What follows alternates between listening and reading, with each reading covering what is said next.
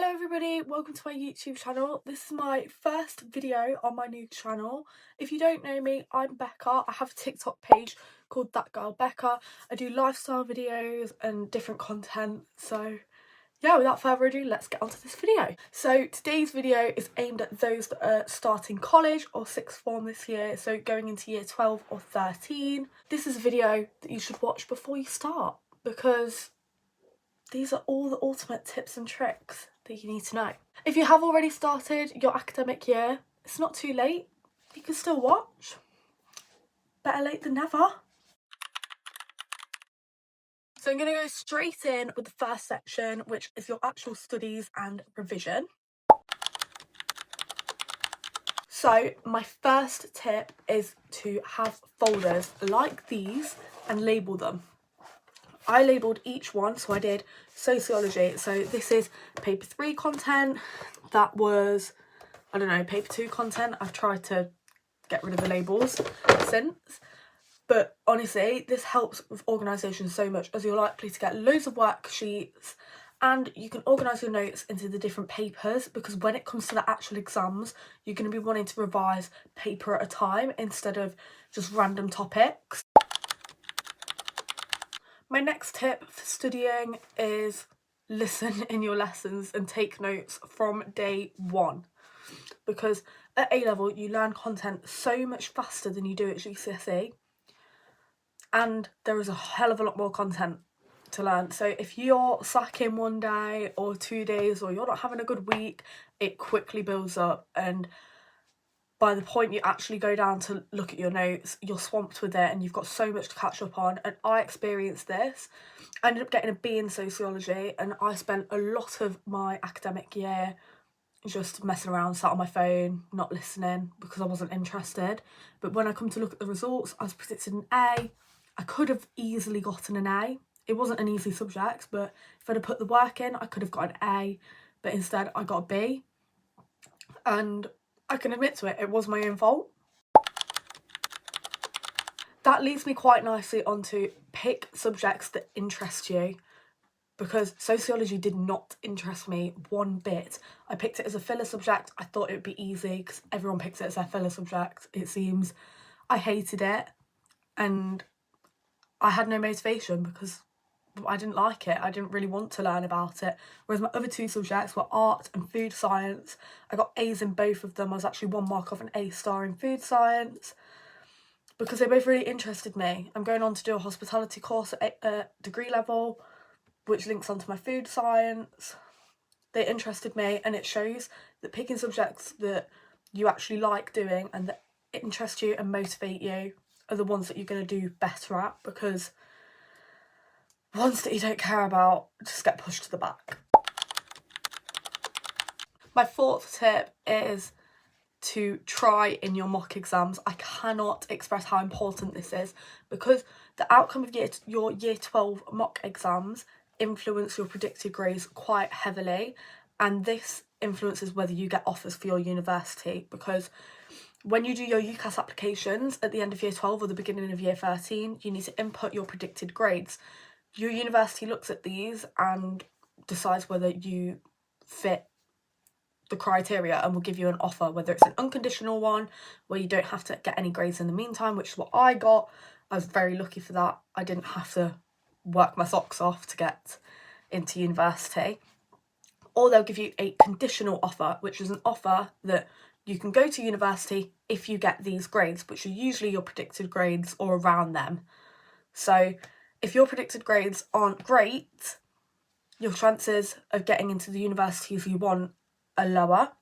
So work hard in year 12 to do well in your mocks and you will get higher predicted grades, which helps you get to where you want to be. My next tip, which you're going to have had thousands of times, is use your study periods effectively, or free periods. Ours were called study periods because our college didn't want us to just use them as frees. Use them effectively. The general rule is for every 1 hour of in-school learning time that you have, take an hour to revise as well.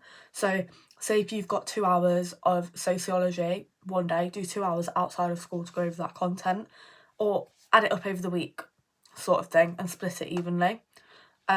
This really helped me. I focused quite a lot in my study periods in year 13, but again, because I didn't use my time in year 12 effectively, I could have done better, because I'm going to input some pictures on the screen. This is what we got up to doing in our study periods in year 12. No motivation, no work being done, therefore nothing being learnt. So yeah, that's not me being boring and saying revise.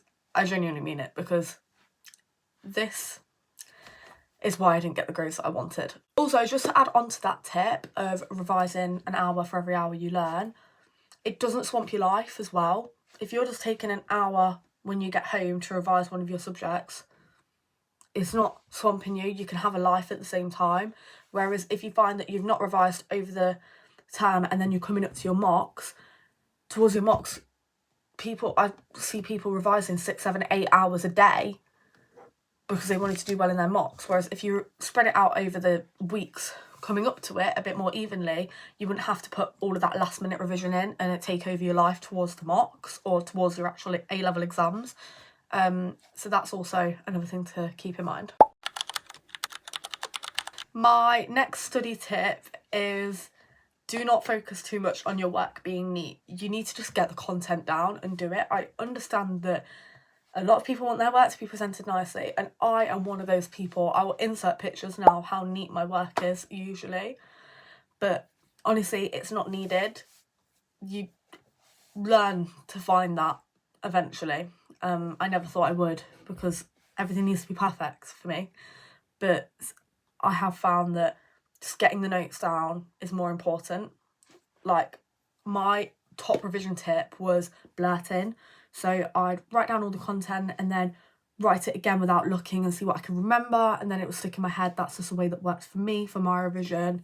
But doing my work, just like getting it down as quick as I can instead of focusing on it being really neat, did help me. I always used to think, oh, my work being neater, it will stick in my head better because I'm doing it slower, I'm taking the time to read it. No, it's still going in your head. If you look back through it, it's going in your head. My next section is equipment. So, bit of an obvious one, make sure you're fully equipped. Have your pencil case, have loads of pens spare because you're going to be doing a lot of writing. Have highlighters, coloured pens if you want to label your work. Post-it notes are always good. And then your basic stationery equipment like rulers, calculator if you need it, subject-specific stuff. But always make sure you're fully equipped, because this takes seconds to do when you're at home, but if you forget your pencil case at college, you have to go around asking for a pen. You're missing out on stuff that you could have just been started straight away. My next thing is electronic devices. Some sixth forms require, or colleges require, you to bring your own devices. Some provide them. Ours was sort of a mix of both. We had computers around the school/college, but they did recommend bringing your own device because sometimes they're not all free and the software on them wasn't great. It was like Chromebooks. So I had an iPad with an Apple Pencil and a MacBook. You don't need to go and buy the most expensive branded stuff. You could easily go with the Windows and it works just fine. You don't need to have a MacBook. I just wanted one. But yeah, I really found my MacBook helped me a lot. I used it every single day. I didn't use my iPad as much. People are split on this. I had both. I found for college my iPad wasn't really necessary. I have just bought a new iPad for university though, which I will talk about in a separate video. But I found my MacBook was more helpful than my iPad. But again, if you find that you use more one than the other, do that. Don't spend money on both if you're not going to use either of them. Next is your school bag. You need something that's going to be comfortable, that's going to fit all of your stuff in. Don't just go for the smallest bag and just take a couple of pens. You need to be able to fit your textbooks, your notebooks, your devices, everything. I always used to have to take a charger with me because everything would die because I just go on it constantly, like my phone and my MacBook. So I always used to have to take stuff like that. So make sure you've got a bag that fits everything. I had a Longchamp Le Pillage, I think. I'll insert a photo now. They are on the pricier end, but there are loads of affordable bags that you can get. TK Maxx is always really good for buying school bags from. British Polo Association, they have some really nice bags for about £30, £35 from TK Maxx. But just make sure that you've got stuff that will fit in all of your items. Another bag that I recommend is from Urban Outfitters. They have these tote bags. Again, I'll insert a photo. And yeah, they hold a lot of stuff and they're quite comfy on your shoulder because they hang quite low. They're not just instant pressure on your back, whereas I found, because my long shot was so heavy, my shoulder was always in pain. But then that's my own fault for overfilling it. My next tip is about friendships. This was a really big thing for me. So I struggled quite a lot with my friendships throughout sixth form. I was in quite a really toxic friend group last year in about year 12, from about January to summer. And I think a lot of my time was spent focusing on the friend group and all of the drama that was going on, and the fact that people were upsetting me and stuff, and that I just felt down all of the time, and my attention was more focused to that than my actual studies. You don't need that. And since moving away from the toxicity of that friend group, and I've settled into a really good friend group now, I was able to focus on my studies a lot more, and we all knuckled down eventually. So yeah, it's really about finding your people and just getting away from any drama, because you just don't need that added stress, because sixth form and college is a stressful time anyway. I'm not going to sugarcoat it. It is quite stressful, especially leading up to the A-levels and realising how much content you've got to get through. So you just don't want the added stress of having drama to think about and friendships and stuff.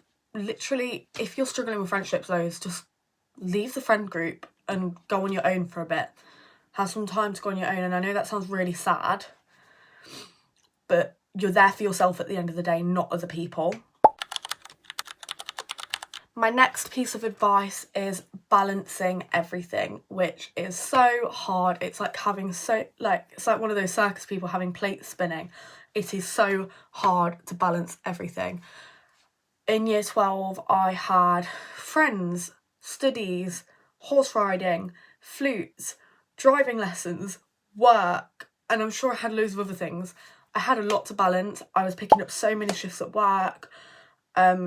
I was having 2 driving lessons a week. It was a lot. And then when I'd had all of that done, I didn't want to just sit there and revise. I wanted to go to bed. I wanted to just sit and chill. But I couldn't, because I needed to revise. So think about the amount of things that you're doing. For example, when it came up to exam season, I stopped going to my orchestra and playing the flute. I stopped doing that for a little bit because it was just an extra 4 hours on a Wednesday night that I had to myself to do revision or just to chill. I stopped horse riding as much, so I limited what I was doing with the horses over that moment of time. I would say I dropped my hours at work. I didn't. I actually picked up way more hours over exam season because I needed the money. And one of my friends that I go to college with dropped her hours, so I took all of hers. Don't do that. I really wouldn't recommend doing that because I do regret it. So yeah, just think about how many things you're balancing. It does get easier, especially if you're on the older side of the year group, because if you start driving lessons, say in September when you turn 17, if you turn 17 in September of year 12, you're likely to pass your driving test earlier than everyone else and get that out the way. Whereas I would turn 17 in the May, and I didn't pass till February the next year, which was this year. So I had 9 months in the middle of college where I was learning to drive. So yeah, just think about that and how many things you have going on at once, because it does take away from your studies, which at that moment in time are the most important things. It feels like other things are more important, but they're really not. Again, leading on to work, consider how many hours you're working. I wouldn't work more than 12 to 15 hours. That's what universities recommend. So at college, I think the same should be recommended. I was working about 30-hour weeks when I was at college, by choice, but value long-term rewards over immediate gratification, because yes, you're getting money in the present, and yes, it's nice to be able to go out and buy clothes or go out with your friends all the time and buy what you want, but I would prioritise the long-term goal instead of the short-term goals, which once you come out the other end, you can see it from a better perspective, because obviously I've been in both those situations now, and I wanted money and I did it, but I could have done better. And I had my results day last week, and I wish I'd have focused a little bit more. My final piece of advice is utilising the college as much as you can. So for example, if you were struggling in a subject, go and talk to your teacher. That's what they're there for. They can help you. They might be able to make some after school sessions for you to go and sit down. You might be able to go on your break times. And again, I know this sounds long, you don't really want to use your break time to revise sociology because you're struggling in it, but that's where you're going to learn. Those one-on-one sessions are so useful. If you can get that from your teachers, utilise it, because that is what they're there for at the end of the day. I'm going to end the video here. If you made it this far, thank you for watching, and I will have lots of uni videos coming up, which I'm excited about, but I'm also quite nervous about. So in the next couple of weeks, look out for that in my content. Turn on my notifications, please subscribe, like the video, comment, just engage with the content so that hopefully you can come back and watch next time. But yeah, thank you. Bye bye.